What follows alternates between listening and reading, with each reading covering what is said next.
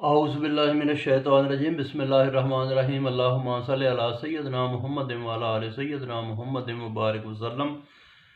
اچھا جی، یہ رکوع نمبر 16 سے آگے دیکھتے ہیں کہ یہاں پہ اللہ تبارک و تعالیٰ نے واقعہ بیان کیا کہ موسیٰ سے لوگ کہنے لگے کہ تیرے اوپر کچھ نہیں اترا، تو پھر کہتے ہیں کہ پوچھو کہ یہ کتاب پھر کدھر سے آئی؟ روشنی اور ہدایت کو صفحہ صفحہ دکھایا اور چھپا رکھا، یعنی کہ باقی حصے کو ایک ایک کر کے دکھایا، یعنی کہ تو تم کو وہ کچھ سکھایا جو تمہارے باپ دادے بھی نہ جانتے تھے۔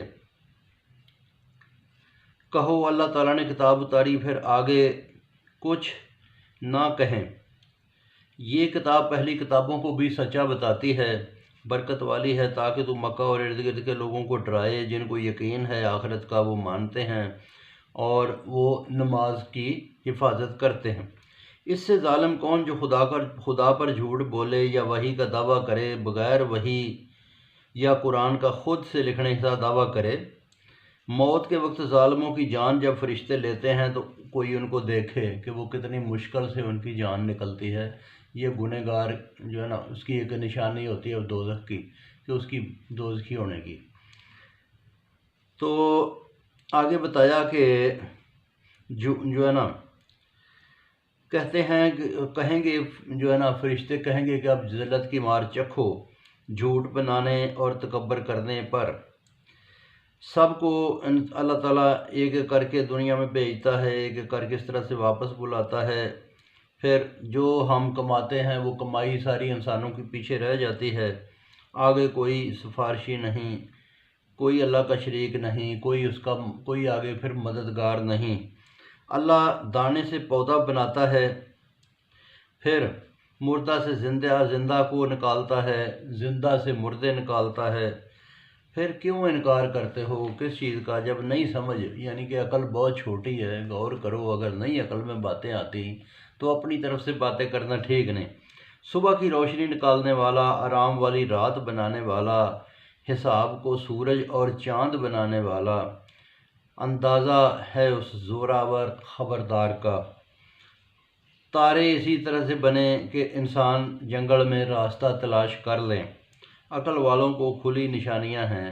ایک جان سے تم کو پیدا کیا، کہیں ٹھہرایا، کہیں چلنا سکھایا۔ عقل والوں کو یہ نشانیاں ہیں۔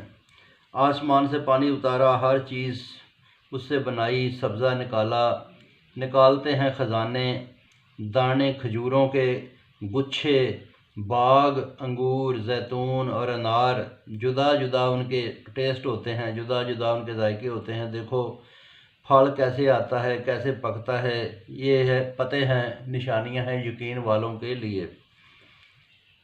کبھی جنوں کو اللہ تعالیٰ نے پیدا کیا، جن کو اللہ تعالیٰ نے جنوں کو بھی پیدا کیا تو ان کو شریک لوگ بنا لیتے ہیں۔ کبھی اللہ تعالیٰ کے یہ بیٹیاں بیٹے بتاتے ہیں۔ بولو کہ وہ ان سب چیزوں سے پاک ہے، نئی طرح سے زمین و آسمان بنانے والا ہے۔ ہر شے اسی نے تخلیق کی ہے، وہ ہر شے سے واقف ہے۔ اللہ رب ہے، اس کے بغیر کسی کی بندگی نہیں۔ ہر شے اس کی وکالت کرتی ہے، یعنی کہ جس بھی چیز کے اوپر غور کرو تو وہ خدا کی وحدانیت کی دلیل دیتی ہے۔ آنکھ اس کو نہیں دیکھ سکتی، وہ آنکھوں کو دیکھ سکتا ہے اور بھید جانتا ہے خبردار۔ عقل کی باتیں تم تک پہنچ چکی ہیں، جو سمجھے اپنے لیے، جو اندھا رہے وہ اپنے لیے۔ بولو کہ میں نگہبان نہیں ہوں۔ اس لیے ہم پھیر پھیر کر سمجھاتے ہیں کہ کہیں عقل والوں کو یہ بات واضح ہو جائے۔ اپنے رب کے حکم پر چلو جو معبود ہے، مشرکوں کو چھوڑ دو، اللہ چاہتا تو شریک نہ کرتے۔ تجھے وکیل اور نگہبان نہیں بنایا، ان کے شریکوں کو برا نہ کہو، وہ تمہارے رب کو بے ادبی سے برا نہ کہہ بیٹھیں۔ یعنی کہ وہ تو جن کو بھی مانتے ہیں، اگر وہ جھوٹے خدا بھی انہوں نے بنائے ہیں تو جھوٹے خدا کو بھی اس لیے برا نہ کہو کہیں سچے خدا کی شان میں گستاخی نہ کرے۔